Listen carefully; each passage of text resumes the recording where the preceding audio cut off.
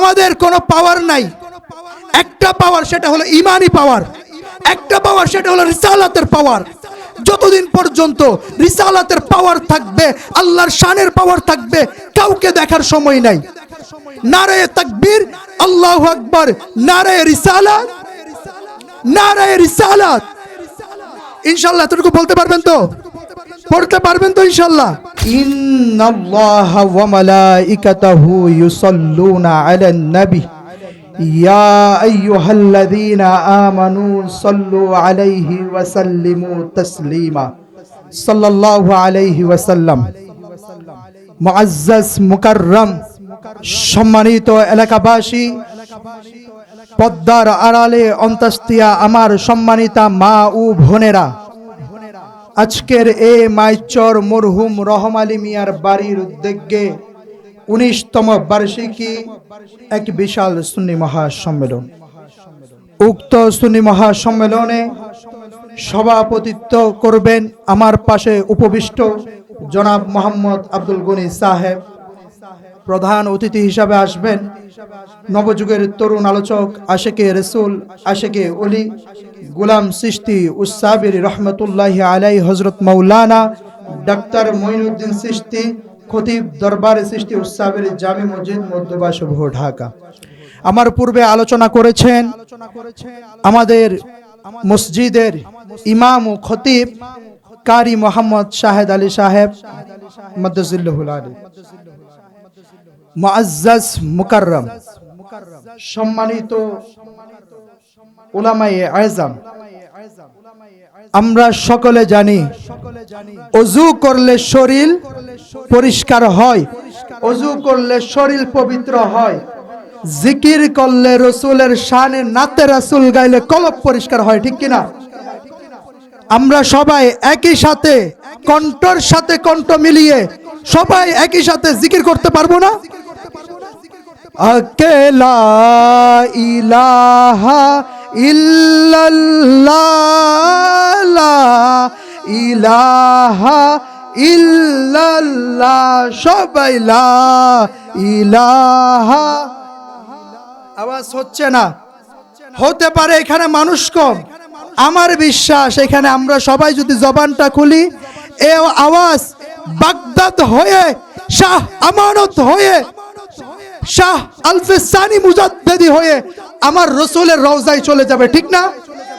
একেবারে একটা আওয়াজও বন্ধ করব না, সবাই একসাথে লা ইলাহা ইল্লাল্লাহ, লা ইলাহা ইল্লাল্লাহ, হাসবি রব্বি মা ফি কলবি গায়রুল্লাহ, নূর মুহাম্মদ সাল্লাল্লাহ, লা ইলাহা ইল্লাল্লাহ, কে লা ইলাহা ইল্লাল্লাহ, লা ইলাহা ইল্লাল্লাহ।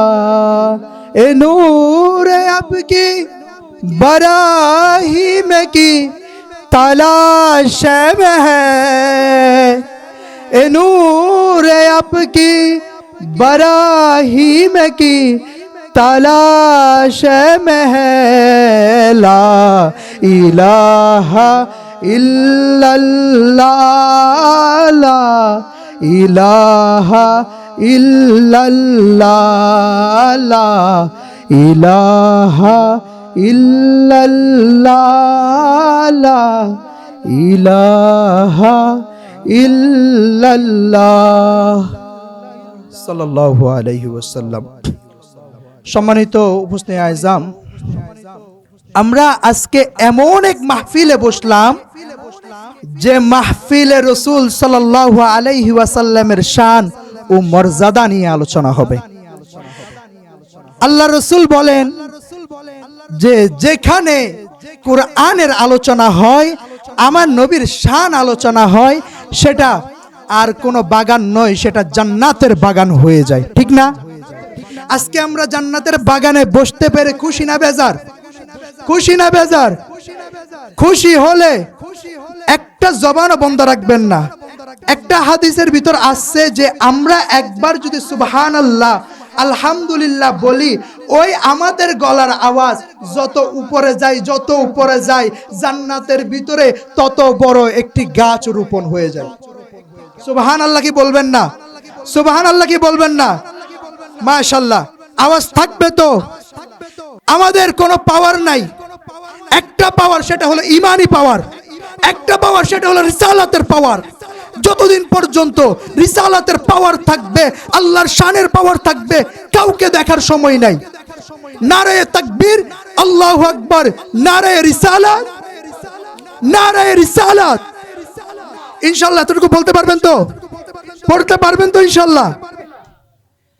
बातिल ने जब जब फैले के तैबर आया है तब तब मेरे जुबा पर दुश्मन राजो दोई दुश्मनी करलो ततोবার আমার মুখে আসলো নারায়ে তাকবীর, নারায়ে তাকবীর, নারায়ে রিসালাত। দেখা দাও ওগো নবীজি, তোমারি দিদারের আশাই মোরা আছি, দু চোখ জুড়ে দেখবো পেগম্বর। নারায়ে তাকবীর, নারায়ে তাকবীর, নারায়ে রিসালাত, আহলে সুন্নাত ওয়াল জামাত। মাশাআল্লাহ। এতক্ষণ এই আওয়াজ কইছিল, দিতে পারবেন না ইনশাআল্লাহ? দেখেন আমি আপনি কোন নবীর উম্মত, একটু বলবো কোন নবীর উম্মত? আমি আপনি যে নবী দুনিয়ায় আসে নাই।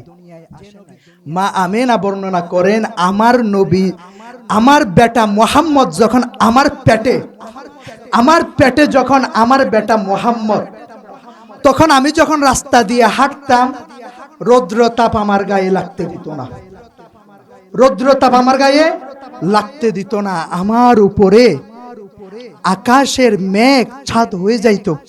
সুবহানাল্লাহ। তো ওই নবীর উম্মত আমি আপনি।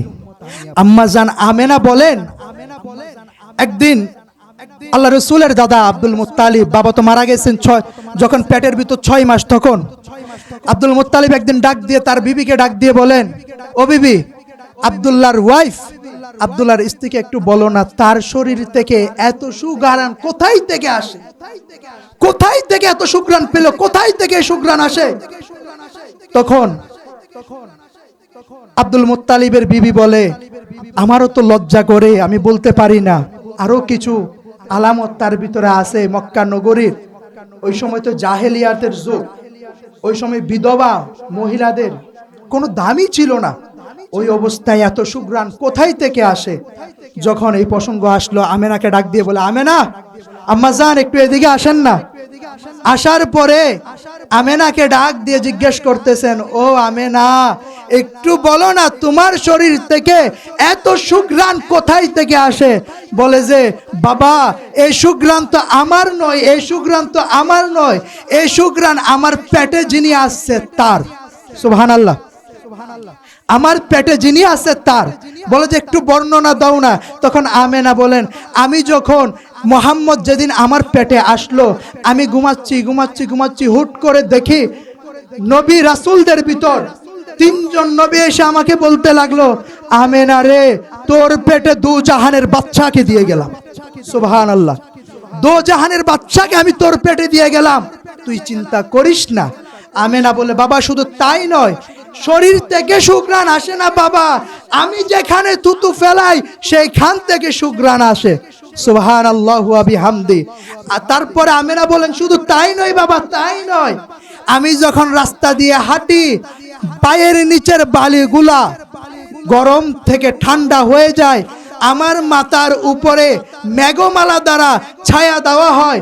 আমি যখন মক্কার কূপ থেকে পানি নিতে যাই, তখন মক্কার কূপগুলা বলে, আমেনা রে, তোর পানি নিতে হবে না, আমাকে ডাক দিতি, আমি তোর জন্য চলে যাইতাম। আল্লাহু আকবার, আল্লাহু আকবার। এমন একজন নবীর উম্মত আমরা। আমাদের কাছে তো ইসলামের মূল্য নাই, আমাদের কাছে তো সুন্নতের মূল্য নাই। আমাদের কাছে যদি সাহাবাই কেরামের মতো রক্ত দিয়ে ইসলামটা পাওয়া লাগতো, আমাদের কাছে যদি নিজের ঘর ত্যাগ করে মা বাবা ত্যাগ করে ইসলাম পাওয়া লাগতো, ঠিকই আমি আপনার ভিতর ইসলামের মূল্য থাকতো। বিরিয়ানি খাইলেও মনে চাই একটু সোনাটা না খাইলে কেমন। একইভাবে সব বরাতের অংশ তো হালুয়া রুটি নয়, এটা তো একটা ট্র্যাডিশন।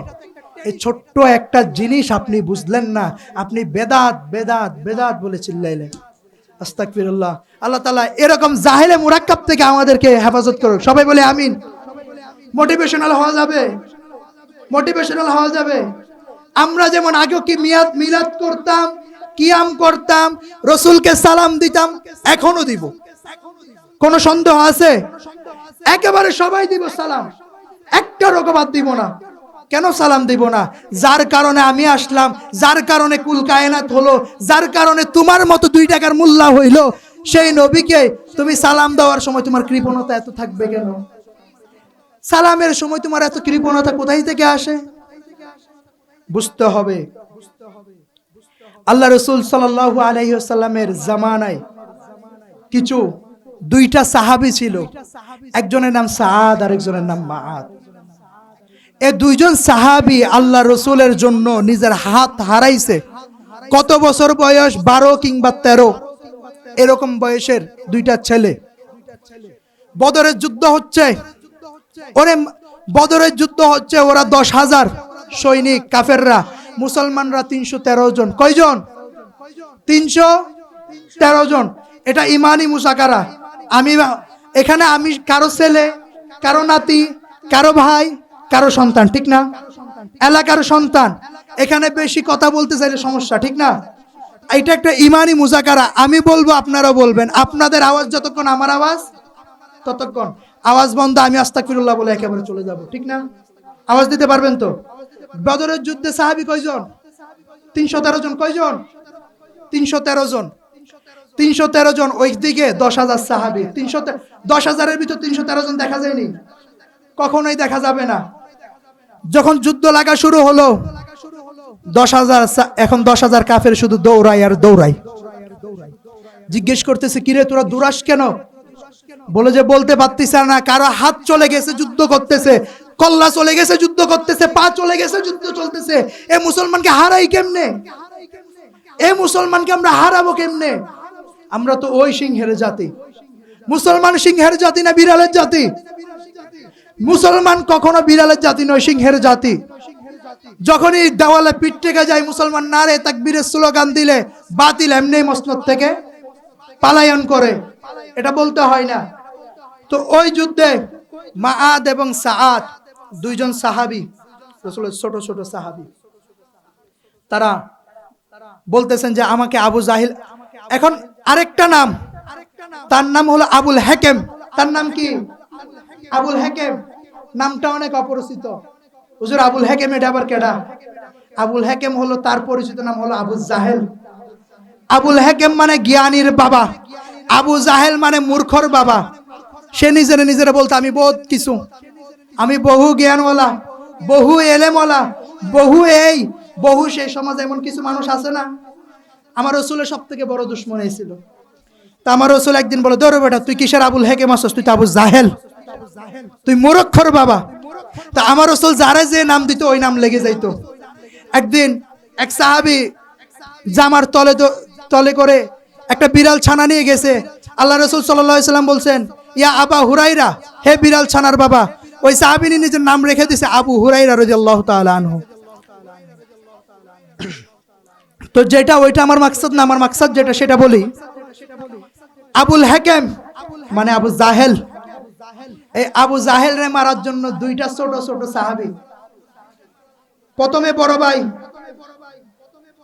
ছোট ভাই পিছে, বড় ভাই সামনে, যুদ্ধ করতেছে। যুদ্ধের মাঝখানে চলতেছে, তলোয়ারের আঘাত কি আঘাত, আঘাত কি আঘাত, আঘাত কি আঘাত।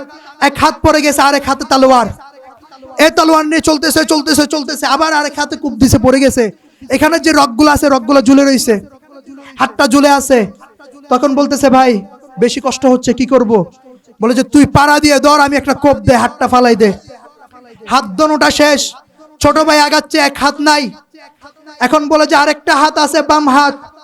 তখন একজন আব্দুল্লাহ ইবনে মাসউদ রাদিয়াল্লাহু তাআলা আনহু হাদিসটা যখন বর্ণনা করছেন, চোখের পানি অশ্র দ্বারা ঝরতেছে। ছোট্ট সাহাবী, তাদের মতো প্রেমও তো আমার বুকে নাই, তাদের মতো ভালোবাসাও তো আমি আপনার বুকে নাই। আমরা কোন জমানায় বাস করতেছি, যে জামানায় রসুলের প্রতি মহাব্বত আমি আপনার এক ফোঁটাও নাই। আস্তাগফিরুল্লাহ, এমন একটা জমানায় আমরা বসবাস করি। তো আবু জাহেলের কে মারার জন্য যখন ওই দুটা বাচ্চার ভিতরে একজনের তো দুইটা হাত নাই, একজনের একটা চলে গেছে, আরেকটা আছে। যখন আবু জাহেলকে দেখছে, আব্দুল্লাহ ইবনে মাসউদ কে বলছে এটা কে, বলে যে আবু জাহেল। বলতে দেরি, প্রথমে তার উটের পায়ের মধ্যে দুইটা কোপ দিছে, উটটা বসে গেছে। আবু জাহেলের এক কোপ দিছে, গলা নাই, জায়গায় মরে নাই, কিন্তু লুটাই পড়ছে। যখন সবকিছু করা হলো, রাসূল সাল্লাল্লাহু আলাইহি ওয়াসাল্লামের কাছে যাওয়া হলো দুইটা ছেলেকে নিয়ে। ইয়া রাসূলুল্লাহ, দুইটা হাত কুড়াইয়া নিয়ে রাসূলের কাছে গেছে, বলতেছে ইয়া রাসূলুল্লাহ, আপনার জন্য কিছু করতে পারি নাই। নবী গো, আপনার জন্য আমার ভালোবাসা নাই, আমার প্রেম নাই, কিছু করতে পারি নাই।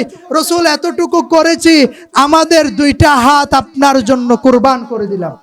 সুবহানাল্লাহ বলবেন না? সুবহানাল্লাহ বলেন না? দুইটা হাত কুরবান করে দিলাম। নবী আমার চোখ দ্বারা পানি চলে আসলো, বললে যে আহা, কি করলা তোমরা? তখন নবী করিম সাল্লাল্লাহু আলাইহি ওয়াসাল্লামের থুতু মুবারক, মতান্তর এটা, থুতু মুবারক দিয়ে তাদের হাতগুলা জোড়া লাগাই দিল, তারা জোড়া রাখছে। এবং ইমাম হুসাইনের সময় তারা আবার যুদ্ধও করেছেন, এমন একটা রায়ত আছে। তো ওইদিকে যাচ্ছি না। তখন দেখেন কেমন বড় মুশরিক, কেমন বড় কাফের আবু জাহেল। এরে যখন আব্দুল্লাহ ইবনে মাসউদ যখন গিয়ে খুঁজে বের করলেন, দেখছে প্রাণটা এখনো যায় নাই। আব্দুল্লাহ ইবনে মাসউদের প্রাণটা তখনও যায় নাই। তো বলতেছে যে এই আব্দুল্লাহ, গলাটা কাটবি তো এখান থেকে কাট, এখান থেকে কাটিস না, এখান থেকে কাট। যাতে দেখলে বটে এটা লিডারের গলা, এটা নেতার গলা, দেখলে যাতে বোঝা যায় কত বড় জাহেল। মারা যাবে কিন্তু জাহেলিয়াতি ছাড়বে, জাহেলিয়াতে ছাড়বে না, এত বড় জাহেল তারা। তো রসুলের ভালোবাসা কি আমাদের দরকার আছে কি নাই? রসুলের ভালোবাসা দরকার আছে কি নাই? কতটুকু দরকার? হুজুর, রসুলের জন্য যাব, লাঠি দেখলে আমি নাই, ওই ভালোবাসা, ওই ভালোবাসা। যদিও বা এখন জিহাদের সময় নাই, এতটুকু তো করতে পারি, বাংলার জমিনে কোন নাস্তিক মুরতাদ যদি আমার রসুলের বিরুদ্ধে কথা বলে, কোন নাস্তিক মুরতাদ যদি আমার রসুলের শান ও মান নিয়ে কথা বলে, নিজের গলার আওয়াজটা তো দিতে পারবো। কোন হাঙ্গার, কোন লাঠির আঘাত আমরা ভয় পাই? আমরা কার সৈনিক? কার সৈনিক? কার সৈনিক? রসুলের সৈনিক কি মুখ দিয়ে আসে না? বাবারা, আমার কথাটা বুঝতেছেন? হয়তোবা আপনাদের ভাষা আমি একটু কম বলতে পারি, চট্টগ্রাম থাকি তো, দীর্ঘদিন ধরে চট্টগ্রাম থাকা। আমার বাবার ছোট থেকে বড় হওয়া এখানে, এই মাটিতে আসলে বাবার ঘ্রাণ পাওয়া যায়। আজকের মাহফিলে আমি সব থেকে বড় বিষয় যে আজকের মাহফিলে আসার পরে দুইটা মানুষকে আমি খুব মিস করতেছি। যতবারই আসতাম, যতবারই দেখা হইতো, এই দুইটা মানুষ অনেক আপ্যায়ন করতো, অনেক মহাব্বত করতো। একটা হলো আজকে যার বাড়ির মাহফিল, রহম আলী সাহেব দামাত, রহম আলী সাহেব মরহুম, রহম আলী এবং মরহুমা তার ওয়াইফ, এই দুইজন মানুষ আমার বড় দাদা, আমার বড় দাদি। যখন আসতাম, কি মহাব্বত, কি ভালোবাসা দেখাইতো। আজকে দুইটা মানুষ নাই। 10 তারিখ থেকে যখন আসছি বাড়িতে, অনেক মিস করতেছি যে তারা দুইজন থাকলে হয়তো ডাক দিত, এখানেই তো, এখানেই তো আমরা যাইতাম, কথা বলতাম, কি একটা আরাম লাগতো, কি একটা মহাব্বত, শান্তি পাইতাম। ওই মানুষগুলা নাই। যাক, ওইটা না, আমরা রসুলের শান ও মানে কেউ কটূক্তি করলে কি বসে থাকবো? যেই হোক, যে কোনো লিডার হোক, দেখার সময় নাই। আমার বাবাকে তুমি গালি দাও, সমস্যা নাই। আমার দাদাকে গালি দাও, সমস্যা নাই। আমার মাকে গালি দাও, সমস্যা নাই। আমাকে গালি দাও, আমি মাফ করে দিব। রসুলের শানে তুমি এক ফুটা কটূক্তি করবা, মান সাব্বা নাবিয়ান ফাকাতুল ওয়াজিবা, তাকে মারা আমার জন্য ওয়াজিব হয়ে যায়, ঠিক কিনা? সুতরাং রসুল করিম সাল্লাল্লাহু আলাইহি ওয়াসাল্লামের মহাব্বত, ভালোবাসা অন্তরে পয়দা করব কি করব না? করব কি করব না? রেসপন্সটা একটু দেন। আলহামদুলিল্লাহ, হয়তোবা আমি বড় কেউ নাই, কিন্তু মোটামুটি আলোচনায় থাকলে মোটামুটি মানুষ হয়, রেসপন্সটা পাইলে মজা লাগে, না হলে কথা বলতে পারি না। আমি এখানে বাবা ওয়াজ করতে আসি নাই, আপনাদের সামনে এমনি কিছু ইমানি মুজাকারা করতে আসছি, ঠিক না? আমি কিছু বলবো, আপনারা কিছু বলবেন, এর ভিতর আমি শেষ করে দিব ইনশাআল্লাহ। তো নবী করিম সাল্লাল্লাহু আলাইহি ওয়াসাল্লাম তো ওই নবী জিনার গায়ে একটি মশাও কামড় দেওয়া হারাম ছিল। বাদান মুবারকে মশা কামড় দেওয়া কি ছিল? হারাম ছিল। ওই নবীকে যারা বলে আমার নবী মাটির তলে পচে গেছে, গলে গেছে, তারা কি আসলে মুসলমান? তারা কি রসুলের আশেক? রসুলের আশেক হতে হবে কি হতে হবে না? আশেকের মাসুকের খেলা তো হতে হবে। নবীর সাথে যত সম্পর্ক থাকবে, আমি আপনার তত মহাব্বত বাড়বে। আপনি আমি যত গুনাহ করব, আমার রসুল কি দেখবেন না? এই চেহারাকে আমি রসুলকে দেখাইতে পারবো? যদি রসুলের ভালোবাসাটা থাকে, ইয়া রাসূলুল্লাহ দুনিয়ার জমিনে কিচ্ছু করি নাই, ইয়া রাসূলুল্লাহ আমি আমলদার নই, আপনার মহাব্বত আমার অন্তরে ছিল, নবীকে ওই হিসাবে হইলেও আমারে বিনা হিসাবে জান্নাতে দেন। হিকমতওয়ালা কথা, ইয়া রাসূলুল্লাহ ওই হিসাবে হইলেও আমারে জান্নাত দেন, ঠিক না? ইয়া রাসূলুল্লাহ আমাদের তো কিছুই নাই, আমার না আছে ইলম, না আছে আমল, না আছে যোগ্যতা, কোনো কিছুই নাই। হয়তো বা এখানে বসছি আপনাদেরকে কয়েকটা কথা বলার জন্য, এর থেকে বেশি কিছুই না। তো নবী আমার অনেক বড় নবী। একটা ছোট একটা মানকাবাত শোনাই আমার রসুলের প্রতি সাহাবাই কেরামের কি পরিমাণ মহব্বত ছিল। রসুল করিম সাল্লাল্লাহু আলাইহি ওয়াসাল্লামের